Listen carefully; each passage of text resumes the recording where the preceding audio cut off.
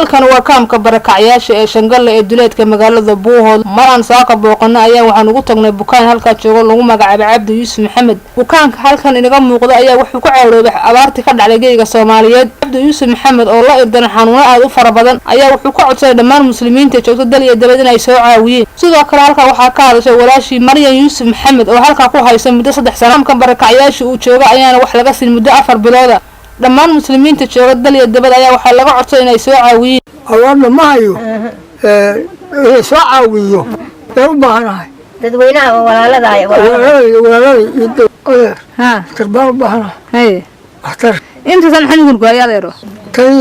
tayo barayare waan buko xanuunka maxaa lagu sheegay awaarna ma hayo soo caawiyo ee u baahanahay dadweynaha walaalada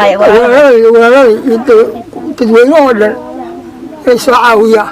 islaamka ah ee ummadda Nabi Maxamed inay caawiyaan odayga indhaha la ee raqayada ah ee aan waxba haysan ee goblanta ah ee gacan ku haynta ah baan 10 sano hayay 10 sanana waxay u caawiyay iyo wax tara midna ma arad walaalada Soomaaliyeed baan babacdinanayaa oo aan u sheedanaya dhibaatada haysata halkan goorma soo degtay waxaanu soo tidnay 5 sano waanu joognay markii horena barakacyaal baanu hayn xoolo ma aanan haysan waxba ma aanan haysan wixii aanu haysanay waa nada dhamaadeen